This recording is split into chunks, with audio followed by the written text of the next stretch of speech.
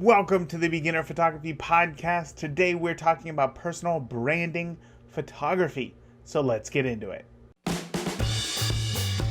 Welcome to the Beginner Photography Podcast, a weekly podcast for those who believe that moments matter most and that a beautiful photo is more than just a sum of its settings. A show for those who want to do more with the gear they have to take better photos today. And now, your host, Raymond Hatfield. Oh, welcome back to this episode of the Beginner Photography Podcast. I am your host, Raymond Hatfield, and we have a really interesting interview for you today that I cannot wait to get into. Some really interesting stuff. But first, something fun. I want to give a quick shout out this week to Tyler Jarvis for leaving the podcast a 5-star iTunes review. Tyler said, a decade ago, I was shooting with a Nikon D40. I had gotten rid of it because I needed the money. I remember thinking that I'd come back to photography. I've always had that kind of photographer's mindset when shooting, but never really pursued it. Well, this Christmas, my girlfriend and I both got each other cameras, and we're getting back into it. My commutes feel so much more valuable now. Your guests have been an invaluable resource. Asking questions that I had, to ones I haven't. It just seems like there's answers left and right in each episode. When I get a little further into my journey, there's no doubt that I'll be going premium. Thank you for all that you do. No, Tyler, thank you for all that you do, for leaving a review on iTunes. I got to tell you, it's one of the easiest things that you can do to help show your support for the podcast. And again, I truly do appreciate it. And when you are ready to join the premium membership, be sure to come back to this interview because there is really so much in this one right here just for premium members who are looking to make money with their camera. So this week, Tyler, when you become a premium member, you are going to hear so much. I interview Melissa Dusette, who is a personal branding photographer. And as a premium member, you will hear how clients find Melissa to book personal branding photography and who it is that they are, who book something like this, how we can add personal branding photography easily to our services to increase our revenue, how to create different packages for personal branding photography, which is entirely different than wedding and portrait photography. And this was my favorite, the 3 questions Melissa shares that you can ask your clients that will bring your clients more business and create a marketing plan for them. I mean, that is massive right there. When you become that double resource photographer and come up with that marketing plan for them, oh, great. Just real in-depth stuff this week that you can't miss. So if you want to hear it, become a premium member by heading over to beginnerphotographypodcast.com and clicking that premium membership button at the top of the page. You're going to get access to all of Melissa's answers to today's questions, as well as past guests' answers for their questions as well, and how they become a better and more successful photographer. So with that, let's go ahead and get on into this week's interview with Melissa Dusette. You know what? I did not write out an interview for, I did not write out an introduction for you, Melissa, because one thing that I thought was so interesting when I was just doing some, when I was trying to figure out who it was that you were, everything that I found was very fascinating, but I also figured that if I shared it right here in the beginning, I would be giving too much of your story away, and I didn't want to do that. So I figured my introduction for you is going to say, hey, guess what? Today we're talking to Melissa Dusette. She's a personal branding photographer based in Michigan. Is that right? Would I say that? Okay. Yeah. And so we're just going to start there. We're recording. Melissa, thank you for coming on the podcast. Why don't you go ahead and start off with letting me know, by letting everybody who's listening know who you are and how you got started in photography. Sure. Thank you so much for having me. I'm really excited to be here.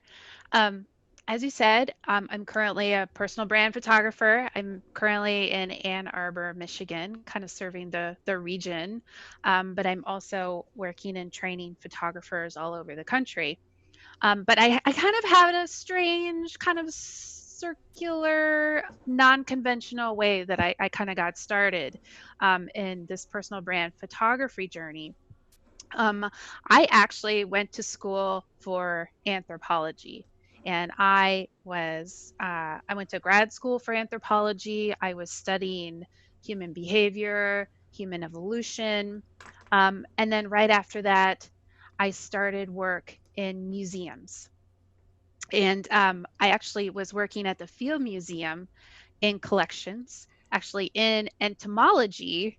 So I was surrounded by insects, and that's actually where I received my amazing professional photography training. I was actually taking micro photography of really, really tiny insects and really tiny snails as part of the Field Museum's work towards digitizing all of their collections. And digitizing all these collections with all of these professional photography tools that we had there, it allowed researchers all over the world to download these amazing photographs and actually proceed with their research without actually having to see the actual specimens of the insects and collections, which obviously helps them. It helps us because we didn't Yeah, have to have wear and tear on our specimens, and it's a very all of important that. job. Yeah. All of that was awesome. And I really loved what I was doing, but I was really taken by the photography aspect of it. Um, and after that, I moved to LA and I got a job at the Natural History Museum and the La Brea Tar Pits. And I became their branding person in the lab. So in my official job title, I was working on their collection. I was taking photographs and everything, but I was also picking up some of their Twitter work. I had my own hashtag Tar Pits Melissa, Yeah. and I just became really fascinated with how a company kind of brands themselves. And along that journey, I also realized that all of this amazing background information I have in anthropology has kind of fueled me and steered me to see things with this different lens, right? Um, and then flash forward a couple of years, I ended up moving to Ann Arbor with my family, and I picked up my camera again, and I started the regular family photography slog, trying to get clients. There's 60,000 family photographers in the area, really hard to set up a reputation as a new photographer when you move to a new city, all of those challenges. And then I just kind of had an epiphany. And I was at home with my toddler, still at home with my toddler. And my day job currently, I'm obviously not at museums with my toddler. My current day job is in marketing, and I am actually doing branding and logo design and social media strategy and all of these things during my day job. And I realized, wait a second, these things all go together. And I have a unique background in photography. I learned in a very technical, precise way, but I also have this unique kind of human lens in which I see people and I see the world because of my background in academics. Um, and then I kind of folded that into the marketing that I was doing, and I realized that not only should I be getting into personal brand photography, but that I may be uniquely suited to kind of help people understand these basics of marketing that maybe they wouldn't really have undertaken before. Because I know I talk to a lot of photographers and I talk about marketing and their eyes get as big as quarters. Hmm. And they maybe start breathing a little heavily, and I just want everybody to know that it's not that complicated, but I do think that it's important to learn some of the aspects of that if you want to get into branding photography. Yeah. So, like you said, marketing is one of those things that people either love or they hate, and it seems like a lot of people who I talk to hate it because it is very scary. You know, you're not formally educated on this stuff. Yeah. And I'm really excited to talk about that. But I'm also, before we get to that, I really want to kind of expand more upon those early days of your photography journey, because I mean, you Yeah. went to school for anthropology. Like, this is what you went to school for. And typically when people go to school for that, it's like they have this idea that this is what I'm going to do for the rest of my life. Mm-hmm. And then you got in there, you were handed a camera to document, collections, if that's the Mm-hmm. right word. Yeah. And then you fell in love with this new thing. Tell Yeah. Talk to me a little bit more about that. What was it about photography that made you think, like, you know what, the past few years of education was good and all, but I really love this thing. Well, so the Field Museum itself is my favorite place on earth. I still walk in the door. Every day I walked in the door, I had this big smile plastered on my face. Um, but as I was kind of going through the day to day of it, I realized that um, there's a lot of work to be done in collections, but it's not where the field is going. The Mhm. field is going towards digitization because we're living in this interconnected world that's only becoming more and more connected, right? Um, and I was stationed at this $90,000 photography station, right? Doing stacks of photos with this amazing camera. And I had this amazing photography teacher who was teaching me all of these very technical things. And it's like my brain got in the zone. Mhm. And I think just something about photography really resonated with my, not specifically my interests, um, but with my personal style of my workflows, with my the way my brain works, processing tasks. I would sit down and start processing all of these images, and like 6 hours had passed, and I just found that I was really efficient at that. I just have uh, an innate understanding that made my work a little faster. And I really got to enjoy that. And I think that's what really resonated with me at first, Mhm. and caught my attention that, hey, I really, really am enjoying this photography thing. And then when I moved on to the tar pits in LA, that kind of became my choice. And I brought it up to them. And they said, absolutely. If you want to take photos, take videos, go for it. We'd love that. And I was really happy doing that too. And when I moved to Michigan and I had my toddler, um, then it was boom, photography. Obviously, I had this little person running around me for inspiration, and I found myself taking photos every day. Yeah. And I think it was at that point that I really, really fell in love. So first I kind of felt like I had this, it worked really well with my brain. And then kind of after the fact, when I got here, I realized that I really love doing it.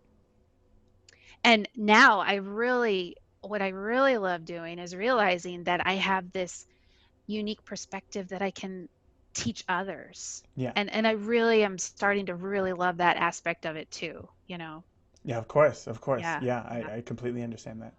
So when you first were given access to this large table of photography, right? Like all this great equipment, Yeah. you said that it was a very technical skill to learn. And you're right, when it comes to photography, some people get overwhelmed.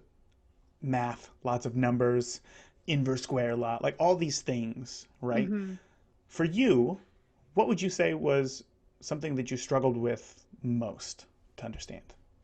Um, I think for me, I was obviously not taking pictures of human subjects. And so my challenges were a little different as I was learning the industry and the tools as opposed to a lot of people. Uh, but I was really struggling, I think, the most with focus, Mm, honestly. how And so? and even when, we had our Canon Mark, sitting up on this really ornate stand, and I'm taking these photos that are going to be stacked together to take Hmm. this image of this fly or something, I realized that focus was such a huge part of the importance of photography, but also one of the trickiest to learn, because you pick up any other photo or any other camera, or you pick up your iPhone and it'll just automatically focus it for you. And Yes, I think a lot of times you can take that for granted. And you absolutely. think to yourself, this is just going to be easy. I'm just going to focus it. I can see that it's focused, and then later I look at my picture on the computer screen and What happened? Yeah. what happened, right? Yeah. And honestly, it's something that I still work on. It's something that I still work on. Hmm. I think it's probably my technical, gosh, why don't I have that yet? Kind Uh-huh. of kind of challenge that I still work on. So when you were focusing, let's go back to that fly example, saying that you're doing a stack, just so that I don't know if things are different in the museum world, but just are you saying that you were taking like multiple photos at different focusing distance to be able to edit together so that the whole photo appeared in focus? Yeah. So Gotcha. Wow. these insects were, millimeters Hmm. in length, right, and width. And we were taking I'm trying to remember, 30 to 50 photographs Wow. of every insect. Wow. And we just had this, I forgot what it was. I forgot the stacking program that we were using, the name of it. But you program in the size of the insect, Hmm. or whatever it is you're digitizing, and then it will automatically step the camera down for you, just Oh, wow. incrementally and automatically. Boom, boom, boom, boom, boom, boom, boom. Yeah, and then you just automatically get a folder of images that almost look the same, but in at the very end of it, the bug's head is in focus, and at the very other end of it, his legs are in focus. Yes, So yeah. it's Oh, it was wow. amazing to see how it all worked together. So when did you first start using the camera on, like you said, human subjects? Um, I would say kind of formally as a photographer, I started, it was 2013 that I Mhm. started that. Hmm. So how long after all of this training to figure out how to insect bugs were you now taking the camera in front of people? It only took about 2 years. Okay, Yeah, okay. about 2 years for me to get myself comfortable with the focusing and all of the other technical aspects of it. And then I started bringing it over and photographing people. Yeah, and the other thing I love doing is photographing kids. Hmm. Hmm. Um, that's my other love. So obviously, going from a stationary camera to now having to move the camera around with you, especially with a moving subject such as kids, did you find that you had to completely relearn how to focus, or was there another aspect that was even more challenging to understand? When I moved from photographing bugs to kids, the biggest change was lighting, because Mm, now I didn't have this stationary light yeah. that automatically shot down for me. These kids were not only outside in varying shade and sun environments and different weather, but they were running around themselves, Yeah. you know. And I think that was definitely the biggest change. Focusing, I was still okay on, but I think the lighting was the biggest change. Yeah. Do you have any tips for anybody who's listening right now who may also struggle with the lighting when photographing their kids? I think take take more photos than you think you're going to need. I always shoot on continuous when Hmm. I'm photographing kids. And also make sure you look at their faces. Um, and try to catch them. I love when it's cloudy outside. To me, that's my perfect lighting Hmm. environment, because they don't have to squint. There's no harsh light on their faces. But if you can't, and it happens to be a sunny day, or you have some harsh light in your environment, I would make sure that the sun is behind them. Gotcha. Good, good, good. Yeah. So then Yeah. their face is uh, free of any harsh light directly on their Free face. of harsh light, and they're Yeah. not squinting. Uh-huh. And also, if you're taking pictures, make sure you uh, if you're taking pictures underneath trees, you want to make sure you do a double check that you don't have patches of Yeah. leaf shade, Yeah. kind of Splotchy modeling light. their faces. Yeah. Right, right. That's a good tip. That's a good tip. Yeah. So let's go ahead and kind of shift into branding photography, right? Sure. Sure. Let's start off with just the most basic question, which is what is branding photography and why is it important? Yeah. That's a great question. So to even kind of back it up even more, personal branding in general uh, is just basically the way you present yourself, uh, mostly online, but as a person, as an individual, or as a business.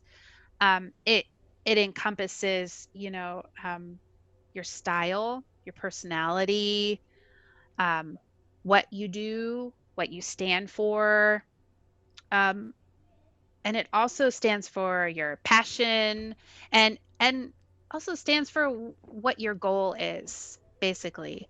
um, Personal brand photography as a niche is getting very, very popular right now. It's this big up and coming thing, because everybody is going digital. Hmm. More and more people are working remotely. More and more people are working freelance or contracted gigs or side gigs, side hustles.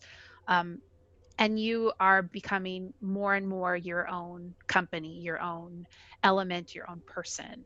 Um, and so it becomes more and more important to curate the image of you based on your goals and who you are.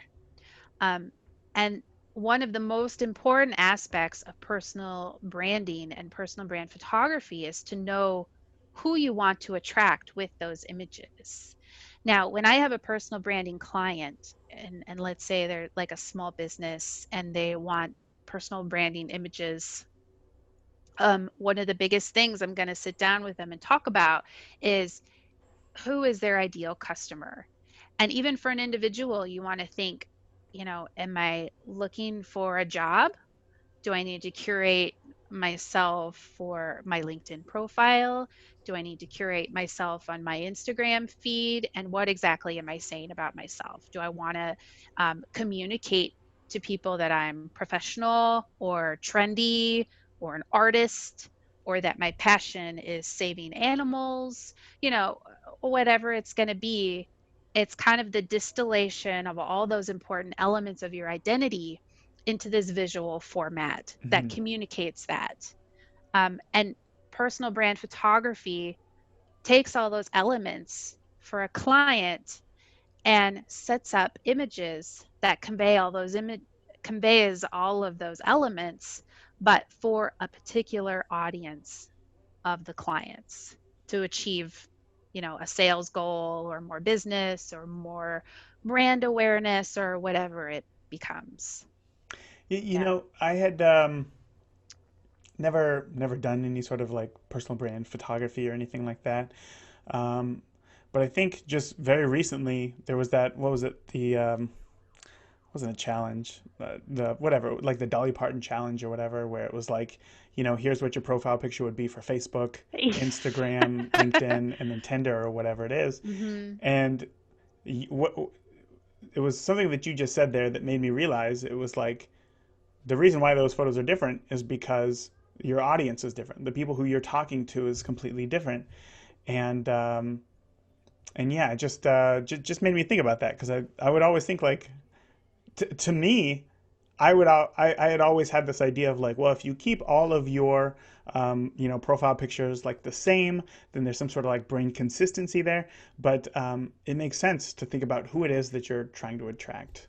Are you trying to attract Yeah. clients, or are you just trying to look trendy on Instagram? Yeah, that's very good. That's very good. So um, so that brings me to my next question, which is how is personal brand photography different than just a traditional portrait session or even a headshot? Yeah. Yeah. A traditional portrait session is going to sit you down or set you up wherever you are. And the goal is to get good images of you as a person. Mm. It's not really set up to convey any kind of message. It's not set up to have any external forces viewing it for any specific goal. It's just in another way to phrase it, to make you look pretty, which is a fantastic goal, and lots of people want it. I have family portraits made, you know. It's kind of just a way to memorialize something in time, Hmm. right? This is what my family looked like in 2019, and that's awesome. A headshot is used mostly in businesses and acting, obviously, but it's created as a more of a close up of your facial features Hmm. and your smile and your expressions, and kind of get a sense of your physical your physical facial features and the way you emote. Now, with personal brand photography, um, usually the camera is backed way out from there, and uh,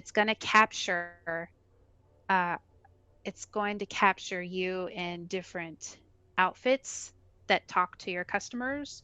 It's going to capture specific elements of your personality that you want to communicate to customers. It's also going to be shot in lots of different locations that may or may not be unexpected, Hmm. but that's also to kind of communicate to your customers. So I joke one of my hashtags is no more coffee shop photos. Um, a coffee shop photo is not a good branding photography Hmm. photo. You know, a person sitting at their desk at their computer, not a good branding photo, Hmm. you know. What would Um, be a good branding photo for a? Now I know that what we're talking about here is kind of more framed around photographers offering this as a service rather than photographers getting this done themselves. But let's say, what would be a good branding photo for a photographer like us? for a photographer, Hmm. yeah, yeah. Um, there are lots of different things you could think about. Let's say, just for our example, you're a photographer who's looking for personal brand clients, right? Hmm. So let's say that's our goal, and that's who we want to attract. Let's say we want to attract small businesses or individuals wanting personal brand photography, right?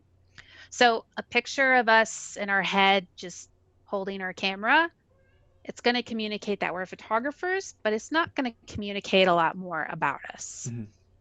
And what we'd really like to communicate is what makes us different. Yeah. So what sets us apart in our industry and what sets us apart as a person. So for me, I think of myself as kind of a uh, quirky and fun, kind of informal photographer. Um, and so maybe I would photograph some kind of unconventional person and have someone take a picture of me photographing them. Oh, okay. So you kind of see it in action. Or in this in whatever kind of environment. You could also take a picture um, in someone's favorite place in their city. So let's say you could catch me at the Field Museum with my camera. You could take a picture of me taking pictures of something in the collections area, Yeah. and something like that. Obviously it's still taking a picture of me taking a picture, but it's communicating more about who I am, what's most important to me. Also, let's say you, as a photographer, you do donations, or you um, serve on the committee of some community service organization. You could go there and have pictures taken of yourself kind of serving those people in those purposes. You don't even need to have your camera in the image to communicate that you're a brand photographer, you know Right.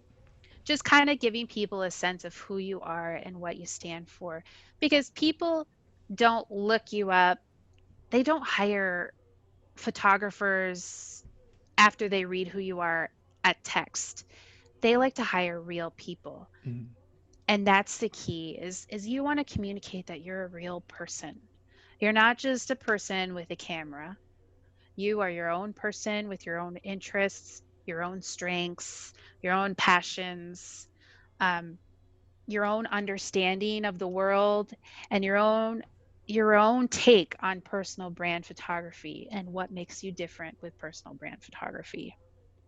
Yeah, Yeah. it's interesting. I'm thinking about my website right now, and it's pretty text heavy, and I'm thinking that I could probably have some more photos rather than just what it is that makes me who I am. Yeah, my brain's really going right now, really Well, going. it's good to kind of give people a sense of who you are. I Hmm. mean, that's kind of how Instagram has become so popular with photographers. Not only can you show people the images that you're taking, but you can show people who you are and what makes you different. Hmm. Um, and that's kind of what we see too when you look up Instagram influencers. And it obviously doesn't have to be all done on social media. You can use these kinds of images to communicate who you are and what you stand for, on your websites. You can use them in print materials, videos, for all your kinds of marketing deliverables. These kinds of images will show up and speak to your customers over and over and over again. And Yeah. they're not just going to glaze over and say, okay, this is a personal brand photographer, but I'm not sure why I need to hire them over someone else, Hmm. you Hmm. know? So you use the image and you use your text to complement that. But over and over again, it's always shown that people will pay more attention to faces than they will to just text. And you want to show them who you are and what you stand for. I like that. Yeah. Yeah, yeah. Yeah. Yeah. I like that. I got to take more pictures of me eating tacos, I suppose. Put those on my website. Yeah, that'd be great. And then we Yeah. know who more about who you are, I you love know? tacos. As long as there's no cilantro, I am all about tacos. All about And you're tacos. repping your Dodgers shirt. Oh man. Now we know that you have some kind of connection with LA. That's Hmm. important to you. It's part of who you are. Yeah, absolutely, It's absolutely. part of what makes you different and unique.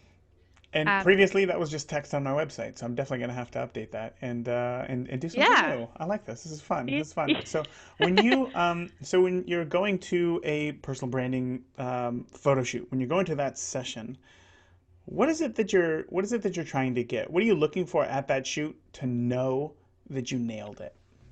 So, my work with personal brand photography, it doesn't start at the shoot. Hmm. I always have a consultation first. And I always write in my contracts, you have to show up and participate in the consultation. Otherwise, the quality will decline Hmm. and I'll end up taking a picture of you in a coffee shop because I won't have an opportunity to know anything about you, Hmm. right? So in my consultations with my clients, I take them out to coffee. Always buy your clients their coffee. Ask them in their email, what kind of coffee do you like? Hmm. And then have it waiting for them at the table when they show Oh, up. that's a good tip. Yeah. Because these are small business owners or they're solo entrepreneurs. They're nervous. Yeah. They may not even know the answers to any of your questions. They don't know what questions you're going to ask them. They're nervous because they may only have $500 in their business account and they may be giving you most of it for these pictures. They may not even know exactly how to use yet. And a big part of this is making them feel at ease by showing them that you're confident and that you want to get the best pictures that you can from them. Um, and part of the consultation that I do is talking to my client about their business, Hmm. getting them to talk and kind of in a backwards way answering all these questions for me. Who are you? What are you passionate about? Um, who are your ideal customers? If you could speak to one ideal customer, what's their age? What's their demographic? What do they do for a living? What's like one TV show or store or movie that they love, you know, kind of fill out what I call an audience persona for Hmm. them and kind of keep that in the back of my mind. Also, in my consultation, I kind of make sure I align all of this with them, make sure I'm getting it all right, this total understanding of who they are. And a lot of times my clients will be like, that was amazing. I didn't even know any of the answers to those things until you made me kind of talk about it with you. Uh-huh. Because they're just going the daily grind, doing what they're best at. They're not thinking about these kinds of things. Although they know the answers, you just have to pull it out of them. Yeah. Yeah. I like that. I like that. That definitely makes the session a lot more interesting, a lot more fun while you're there, and Yeah. gets them to loosen up for sure. It's really a win-win for all parties because on their end, you're making them feel like they're not wasting their time. They're feeling confident in your abilities, um, and they're feeling confident in the shoot that's going to be coming up for them. Hmm. But it's also going to benefit you as a photographer because you're going to be able to take higher quality photos, which is Yeah. going to get you repeat customers when they see the photos and they want to sign again.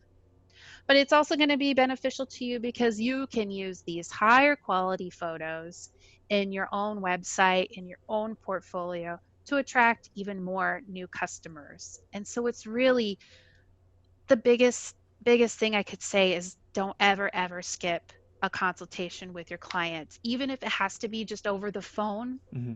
Please make sure you get a sense of who they are and what they want, and also get a sense of how they want to use these. Are they totally afraid of social media? Or are they looking to do this whole social media campaign around it? Are they just needing shots for their website? Get a sense of their overall goal for how they want to be using these pictures. Because that's also going to help you kind of plan out the right photos for this. Yeah. Yeah. So Yeah. I'm in, right? I'm thinking to myself, like, all right, this sounds great. I would love to network with more small businesses here locally in Indianapolis. I would like to form more of those relationships, and I'd like to help them out so that they're not just getting cell phone photos. What's that Hmm. first step? What was the first step for you? Can you tell me about your first paid personal branding client? How did they find you? Were Yeah. you nervous? How did it turn out? You're listening to the free version of the Beginner Photography Podcast, where each week you learn how world-class photographers see and capture the world around them. If you want to hear the extended interview with their best business tips to learn how to make money with your camera, then become a premium member today by heading over to beginnerphotographypodcast.com and click the premium membership button to join now.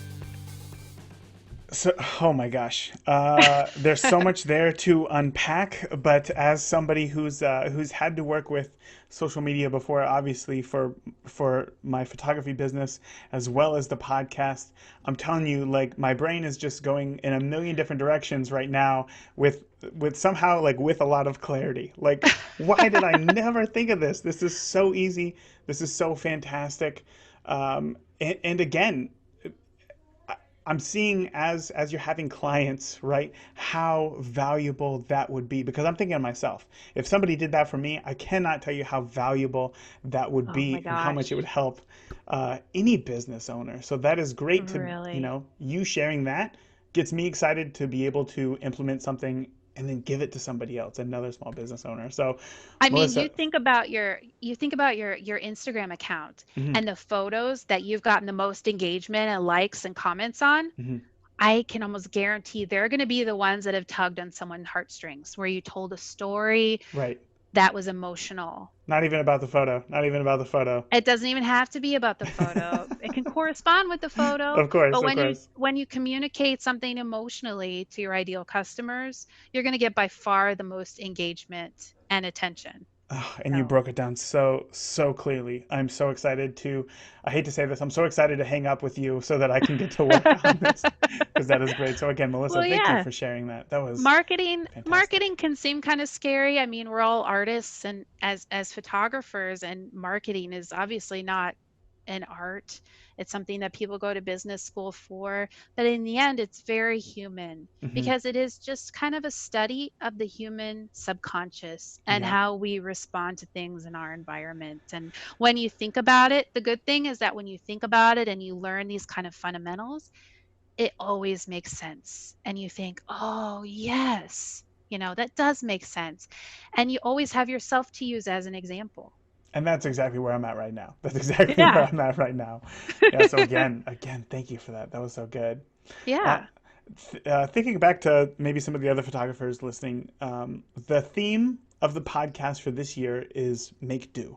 Make more, do more, and make do just with what you got because it's probably better than what you would imagine.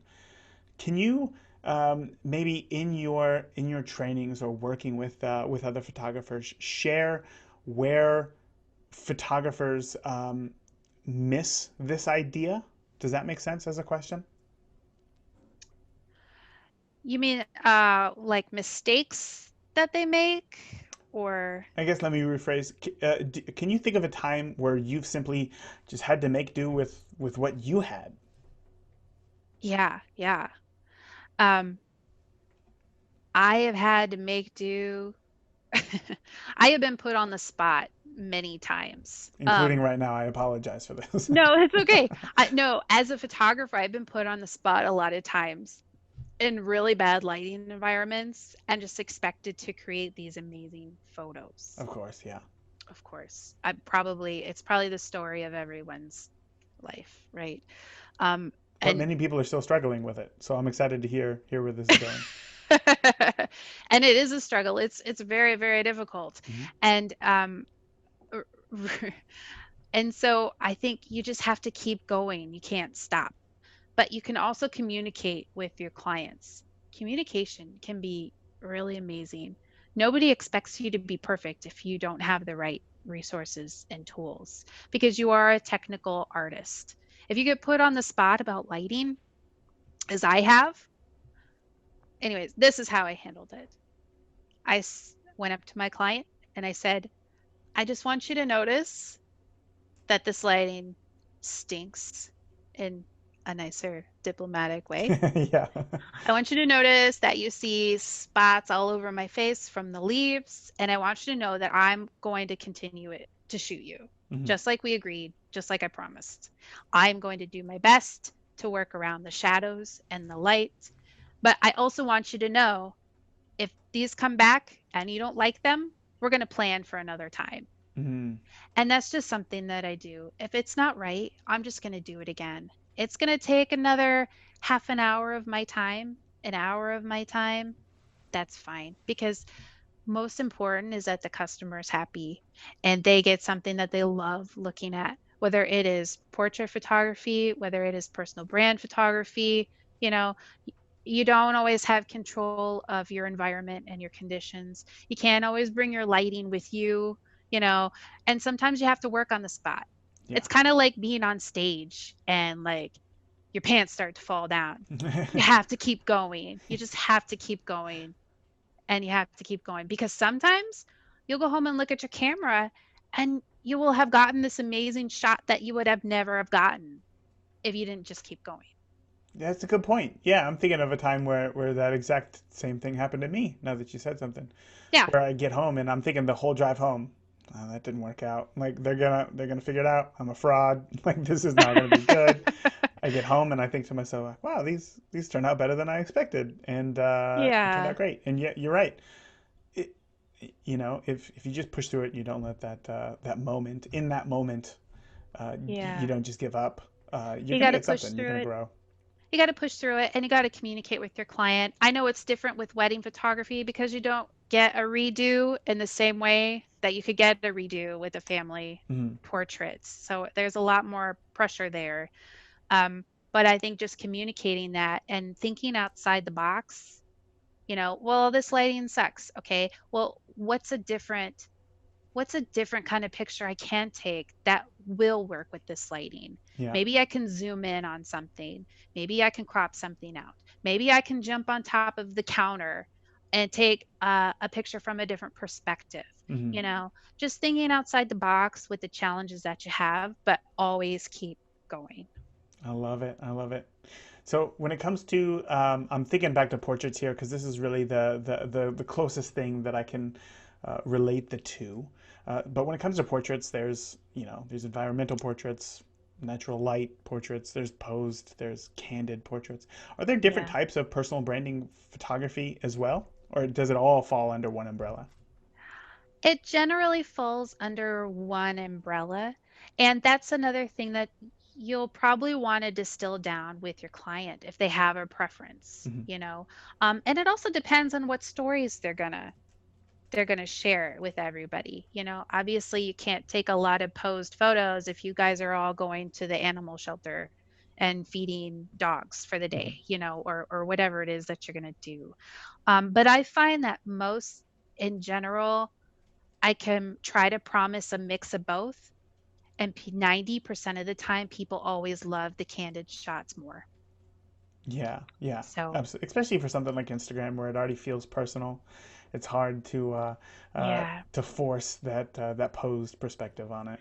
And when you're trying to communicate and connect emotionally with a customer Hmm. to achieve a goal, you want to make sure you stay genuine and you look genuine. And when you're posed, it's really hard to look genuine, or a lot more difficult, at least, to look like Right. you're a genuine, real person, Yeah. than when you just catch them being in their element, being who they are. There's nothing more genuine than that. And that's what people love and connect with and makes them pick up the phone or email you or book you, however else they want to book you, because they like you, Hmm. you know? Yeah. So this will be my last question because I know that we've gone over time and I want to be mindful of your time. But what's action step number one? Where should the listeners? How should they get started? How should you get started? I would start coming up with a list of, like I said, all those people that you make appointments with. Start thinking about people you can talk to about the possibility of personal brand photos, and this is always the best way to kind of come up with your portfolio, but also get some good practice in.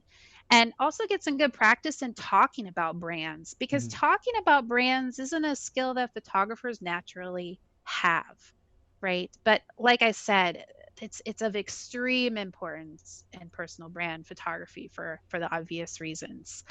Um, so start with that list and think it through, and then also try to brush up on the the the elements of content marketing. There's all kinds of resources all over the web for content marketing, but if you can get a grasp on some of the basics, it's really going to help you out.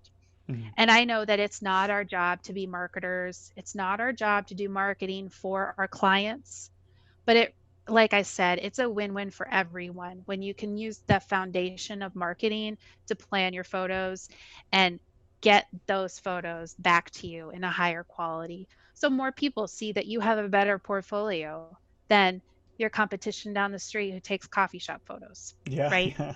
Right? It can only benefit you. So Yeah. that's what I would say. That's where those two things I would start with. Well, I don't normally ask this, but I still feel like I'm not 100% versed in this topic. So, is there anything that I didn't ask you today that you want to make sure that the listener knows about branding photography? Um, One thing that I need to make sure everybody understands about branding photography is that you have to give all of the rights to your client. And it's kind of hard for photographers sometimes, because you always have control over those images. You have copyright control over all your images Hmm. when you're a portrait or wedding photographer, any other kind of photographer. You have to learn to let go of that, because you're creating marketing collateral for someone else, Hmm. and it belongs to them. They can do whatever they want with it, and they may not listen to you and do something you told them not to do. They may make disastrous written text on Instagram and put your photo up there, or put a bad filter on it. You have to let it go, Hmm. Hmm. because none of it belongs to you. And you have to make sure you write that in your contracts too. There's no attribution required for personal brand photography, because you're creating something for another business, right? And you don't own any of that. And that's a big difference. And that can be a hard pill to swallow for some photographers. So it's also something to kind of wrap your head around. And that's a big difference. Yeah. Yeah, I can imagine. As a wedding photographer, Yeah. I'm trying to think of how that would, yeah, just as it's piqued my interest. But I mean, I think you laid it out pretty well. That does make sense. It's not, the intent isn't the same with a wedding photo as it is for a personal brand photo. For a Yeah. personal brand. Well, Yeah. Melissa, I have to say thank you so much for chatting with me today, sharing Yeah. everything that you did. I'm excited to look into this more and possibly even implement this into what it is that I'm doing. And I'm sure that some of the listeners are thinking the exact same thing. So if they want to learn more about personal branding photography, can you please share with us where we can find you and more about you online?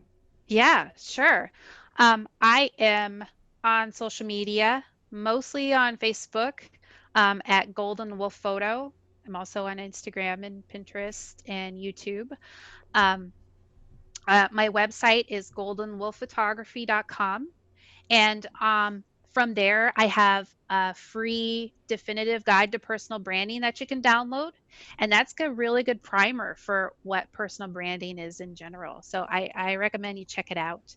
Um, I also have a personal branding consultation key for photographers that kind of lays out all of the elements I kind of touched on for the consultation and its importance, and all of the marketing that goes into that with marketing strategy. I have that for sale as well. That's at go.goldenwoodphotography.com/consultation. So, Perfect. I will, of course, add links to everywhere in the show notes for this episode. But again, thank you so much for sharing everything that you did. It's been a real pleasure.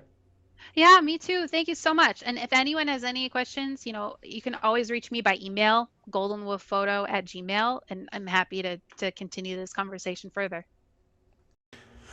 What an interview with Melissa. Oh, Melissa, if you're listening right now, thank you so much for sharing everything that you did and being an open book. This was something that it's a world that I am not familiar with, and you really broke it down into some great, easy to follow steps. My biggest takeaway was it was that no matter where it is that you start, what you went to school for, what you study and work towards, where you're at, you can always start over and try something new, like photography. I mean, Melissa went to school for something like, like a real education. We're not talking like an arts degree here. We're talking a real education. And she had found that, you know what? Photography is something that I'm passionate about, and I'm going to pursue that. So once again, no matter what it is that you went to school for or where you're at right now, you can always try something different and start over. Really powerful stuff that I know a lot of people need to hear. So that's it for this week. That's all that I got. Right now, I am in San Antonio. If you're listening to this, I'm in San Antonio working on phase 2 of a feature that I am shooting that if you've been listening for a while, you've been keeping up with.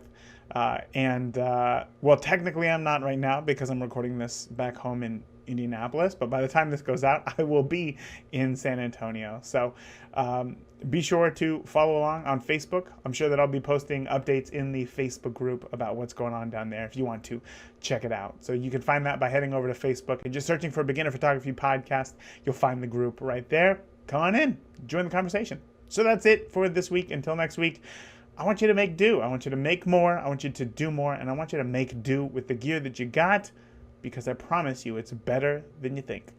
All right, that's it. Talk to you soon. Thank you for listening to the Beginner Photography Podcast. If you enjoy the show, consider leaving a review in iTunes. Keep shooting, and we'll see you next week.